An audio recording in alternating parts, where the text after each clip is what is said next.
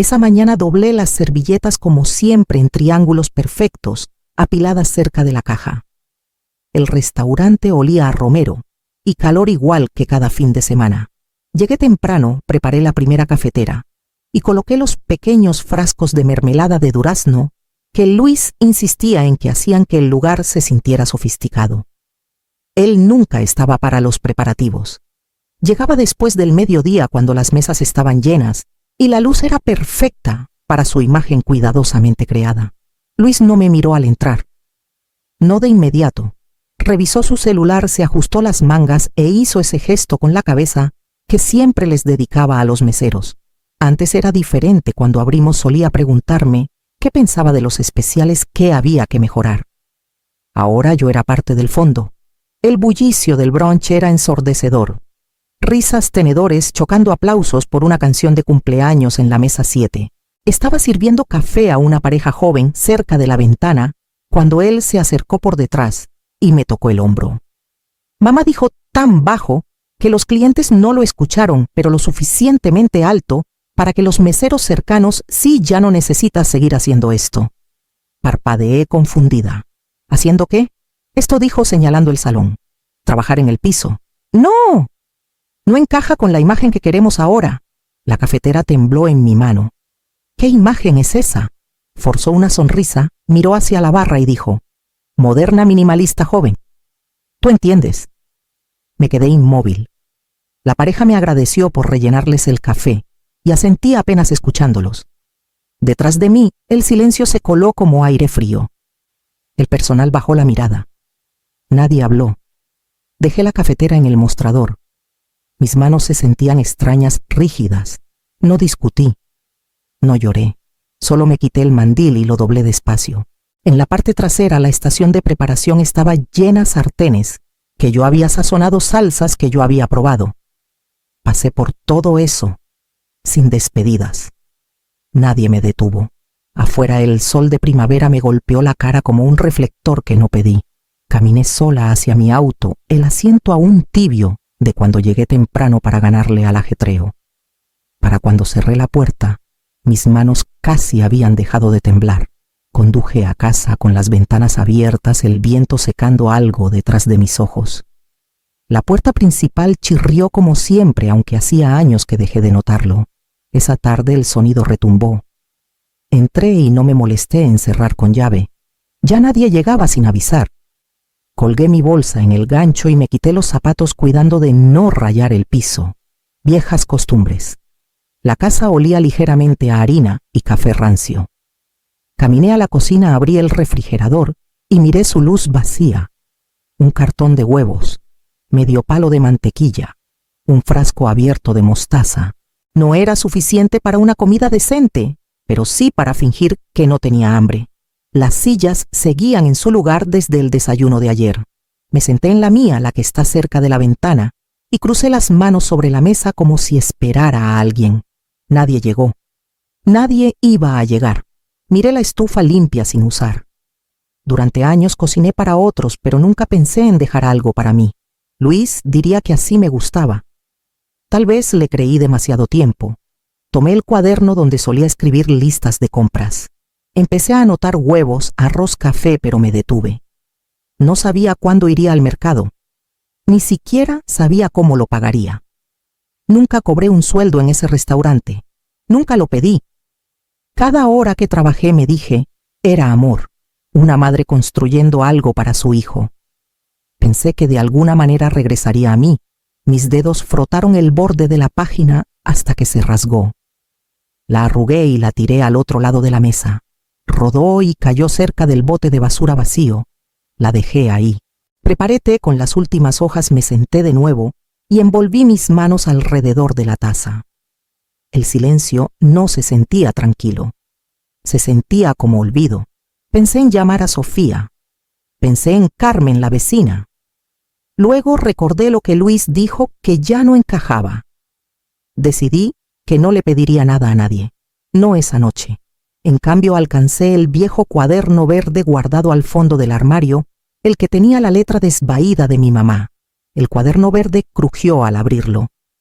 Las páginas se pegaban en las esquinas donde las manchas de mantequilla habían borrado la tinta. La letra de mi mamá se deslizaba por el papel, como si aún estuviera viva, bucles familiares y subrayados siempre a lápiz como si nada fuera definitivo. Pasé las recetas de tamales y dulce navideño hasta que la encontré pan de elote suave y dulce. Mamá lo hacía los domingos por la tarde, cuando el aire era pesado, y el único alivio venía del ventilador de la cocina y algo tibio en el plato. No lo había preparado en años, ni siquiera sabía si tenía lo suficiente para intentarlo. Abrí la despensa. Había apenas harina, una bolsa de harina de maíz a medio usar, unos huevos. Encontré una lata de leche condensada, abollada pero cerrada, escondida al fondo. Tendría que bastar. El tazón para mezclar pesaba en mis manos. Me dolían los hombros, pero seguí. Mezclé con cuidado, como mamá decía, con paciencia, no con fuerza. Cuando vertí la masa en el molde y lo metí al horno, el aire empezó a cambiar. El silencio se llenó de algo más cálido que un recuerdo. Cuando la corteza se doró, el aroma ya había llegado al pasillo. Corté el primer pedazo aún demasiado caliente. No lo comí. Lo envolví en papel encerado, lo até con un listón que encontré en el cajón y salí. La puerta mosquitera de Carmen chirrió cuando toqué. Me miró luego al paquete en mi mano. «Todavía está tibio», dije. «Pan de elote, la receta de mi mamá». Sonrió. «Espérate». Un momento después su nieta asomó detrás de ella. Le di el pedazo. Mordió antes de que Carmen pudiera detenerla, las migajas cayendo por su barbilla. «¿Qué se dice?», preguntó Carmen. Los ojos de la niña brillaron. «¿Sabe? Como cuando estoy contenta». Carmen me dio 5 pesos. «Trae más mañana». Regresé a casa con harina en la manga y algo más firme en el pecho. La casa no se sentía tan vacía al abrir la puerta. Aparté el resto del pastel y comencé a planear cómo estirar la última harina de maíz para otro lote. Volví a hornear a la mañana siguiente. La última cucharada de harina de maíz, medio palo de mantequilla y agua en lugar de leche. No era perfecto, pero subió igual. Lo corté en 8 pedazos, los envolví en papel y los coloqué con cuidado en una caja de cartón que encontré bajo el fregadero. Caminé puerta por puerta. La mayoría sonrió cortésmente, algunos dijeron que no, pero 3 compraron un pedazo. Suficiente para comprar más huevos, suficiente para intentarlo de nuevo. Seguí horneando. Un día pedí harina prestada a Carmen y se la pagué con pan al siguiente. La estufa estaba encendida de mañana a noche. Mis manos se acalambraban de tanto mezclar. Mis rodillas dolían de estar de pie. Pero los pedidos llegaban. No muchos, solo los suficientes para seguir adelante. Después de 2 semanas compré mi propio costal de harina. Después de 3 pagué la renta a tiempo. La gente empezó a pedir sabores. Podía agregar canela, hacer bandejas pequeñas para cumpleaños. Lo anoté todo en un cuaderno y aprendí a decir que no cuando no tenía con qué. Un sábado alguien tocó. Me limpié las manos en el mandil y abrí la puerta. Sofía estaba en el escalón con una bolsa de limones y cara de cansada. «No vine por pastel», dijo, «pero puedo ayudar si sigues horneando». Me hice a un lado. «No hablo mucho, yo tampoco». Rallamos cáscara de limón, doblamos masa y lavamos tazones sin preguntarnos por qué había pasado tanto tiempo. Ella ató las cajas con cuidado. Le di un pedazo cuando terminamos y no dijo gracias, solo dio un mordisco y asintió. Esa noche durmió en el sofá cama del cuarto delantero. La escuché dar vueltas por horas, pero a la mañana siguiente ya estaba en la cocina antes de que abriera los ojos. La tetera silbaba y el aire olía a calor otra vez. Horneamos juntas hasta que se sintió familiar, como si nunca se hubiera ido. No pregunté cuánto planeaba quedarse. Solo le pasé el batidor y lo tomó sin necesitar instrucciones. Era justo después del atardecer cuando escuché el toque, 3 cortos, luego 2 rápidos, como si alguien dudara si quería ser oído. Sofía aún estaba repartiendo una bandeja a la sobrina de Carmen. Me limpié las manos y abrí la puerta esperando a un vecino o tal vez un cliente. En cambio era Luis. Se veía más delgado. pálido de una manera que no tenía que ver con la luz. Su ropa no le quedaba como antes y el cuello de su camisa estaba estirado como si hubiera dormido con ella más de una vez. No sonrió. Solo se quedó ahí sin nada en las manos, ni siquiera una bolsa. «Hola, mamá», dijo. No hablé. Mis dedos aún tenían harina y no quería que viera que temblaban. Miró más allá de mí, luego al suelo. No sabía a dónde más ir. Me hice a un lado. Se sentó en la mesa de la cocina como si aún fuera suya. Serví agua para té. No la tocó al principio, solo miró el vapor. «Perdí el restaurante», dijo después de un rato. Los inversionistas se retiraron. La renta se acumuló. Luego alguien presentó una queja sanitaria y todo se vino abajo. Me senté frente a él. «Sé que no lo merezco», añadió. «Solo necesito un lugar para respirar. Hasta podría ayudarte aquí si quieres». Señalé la taza. «Tómate tu té», me miró. No desafiante, no arrepentido, solo vacío. Tomó la taza con ambas manos como si pudiera romperse. No respondí a su oferta. No pregunté dónde había estado, ni por qué pensaba que esta casa aún era suya para entrar. Solo lo observé beber despacio con los hombros encorvados, como si el calor pudiera ablandar algo en él. Cuando terminó tomé la taza y la enjuagué. No preguntó dónde dormir. Abrí el closet del pasillo, saqué una cobija y la puse en el sofá sin decir nada. Apagué la luz de la cocina y lo dejé ahí acurrucado bajo mi techo silencioso como una sombra que no invité a regresar. Por la mañana encontré sus zapatos junto a la puerta y un leve aroma de su colonia aún cerca del fregadero. Todo empezó con un papel doblado que se deslizó de la bolsa de Luis cuando la dejó caer junto al sofá. Estaba barriendo cerca de la ventana cuando lo noté. Él aún dormía o fingía hacerlo acurrucado bajo la cobija como un niño sin lugar a dónde ir. Me agaché para recogerlo, planeando dejarlo a un lado, pero el papel era grueso, rígido, oficial. Mi nombre estaba en la parte superior, escrito a máquina. Luego firmado con una letra que parecía la mía, pero no lo era. No leí el resto. No necesitaba hacerlo. Mi estómago me dijo qué era, antes de que mis ojos terminaran de leer una solicitud de préstamo, algo grande. Algo a lo que nunca di mi consentimiento. Lo doblé tal como estaba y lo metí en el lado de su bolsa, de donde salió. Luego me quedé quieta en el centro de la sala, con la escoba en la mano, sintiendo el frío de una casa que lo había acogido sin preguntar por qué. Esa noche ofreció ayudar a preparar masa. Dijo que recordaba las medidas. Asentí y le di tareas, observando cómo movía las manos, no como alguien que regresa a algo conocido, sino como alguien que interpreta un papel. Medía con confianza, pero demasiado rápido. Limpiaba antes de que se lo pidiera, pero solo cuando lo miraba. Empecé a anotar cosas. En la parte trasera de mi cuaderno de recetas hice una columna, fechas, pequeñas notas. A qué hora salía de la casa, con quién hablaba en el porche, qué preguntaba. Una vez miró por encima de mi hombro mientras mezclaba y dijo: «Qué curioso cómo la gente confía en una etiqueta sin verificar quién está detrás». Sonreí, pero solo con la boca. Sofía lo notó. No dijo nada al principio, pero se mantenía más cerca cuando él estaba. Guardaba sus llaves en el mandil. Hablábamos menos cuando él entraba a la habitación, y ese silencio entre nosotras decía más que las palabras. Una noche después de que él salió y dejó su celular en la mesa, un mensaje iluminó la pantalla. Un nombre que no conocía. El texto decía: «¿Alguna novedad? Ella sigue cayendo». Apagué la pantalla y volví a amasar, presionando más fuerte de lo que la receta pedía. Era justo después del almuerzo cuando escuché el toque. 2 golpes cortos sin dudar. Me limpié las manos y abrí la puerta esperando a un vecino, o tal vez un cliente, que se había equivocado de día. En cambio, un hombre con camisa abotonada estaba ahí con un portapapeles y una expresión educada practicada. «Señora Mariana Solís», asentí. «Vengo de parte de Fideicomiso Jalisco.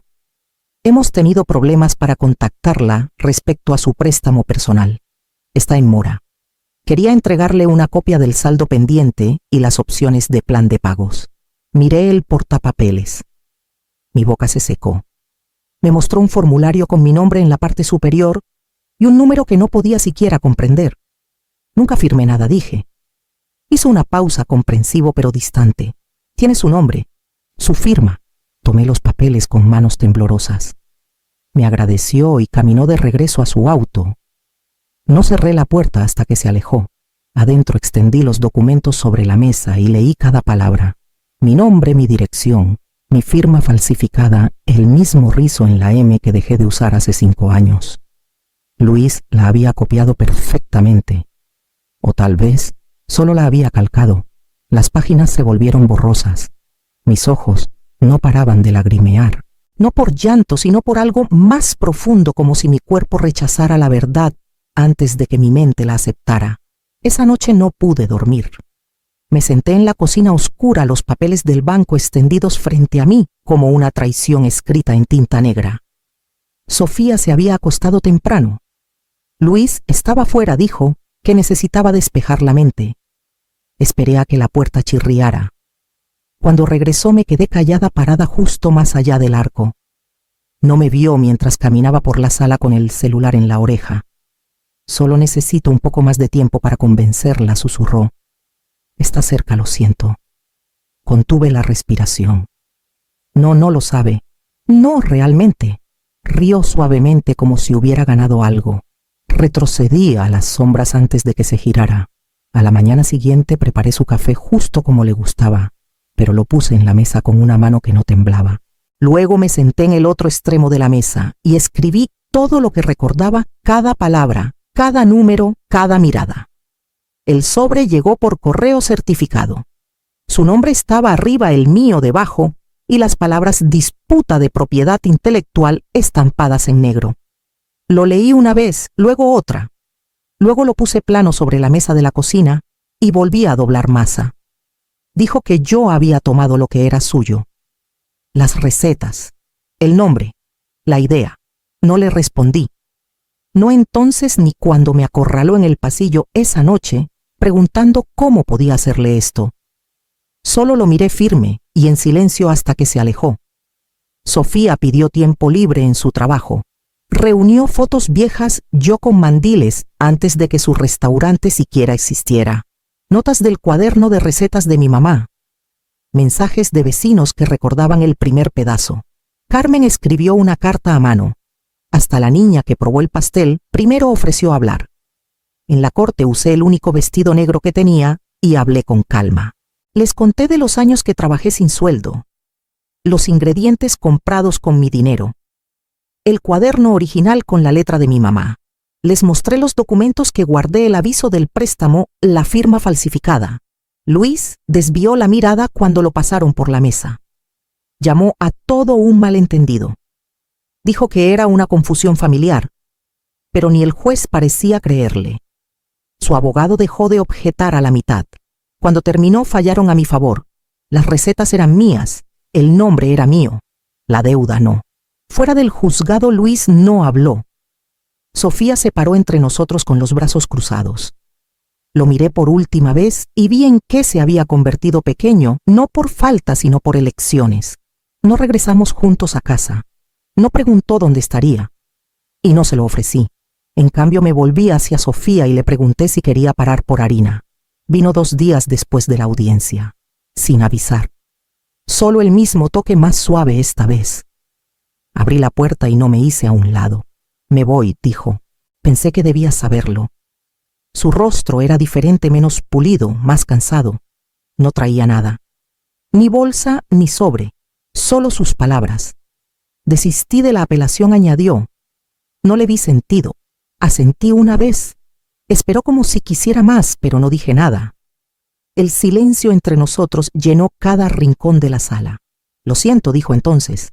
Por lo que vale. No sonaba ensayado, pero tampoco pesado. Solo algo que debía decir. Una línea antes de salir. Sé que arruiné todo, continuó, pero gracias por todo. Miró alrededor de la cocina, la misma que solía decir que era demasiado pequeña. Luego sus ojos cayeron en la rejilla junto a la ventana donde 3 pasteles descansaban bajo un paño. Sonrió débil y vacío. Me hice a un lado, no como invitación, sino para darle espacio para irse. Parecía querer decir más, pero su boca nunca se abrió. Pasó junto a mí, bajó los escalones y salió a la calle sin mirar atrás, sin maleta, sin abrazo, sin promesas. Me quedé en el umbral hasta que no lo vi más. Luego cerré la puerta suavemente y volví al mostrador donde el último lote aún necesitaba cortarse. Las mañanas volvieron a sentirse suaves. Despertaba antes del sol y escuchaba el zumbido tranquilo de la casa. El horno calentaba las paredes antes de que empezara el día, y el olor a maíz y canela se colaba por las cortinas como antes.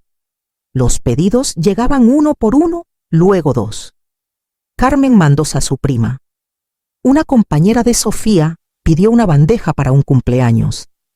La voz se corrió de la manera que me gustaba, constante, honesta, real.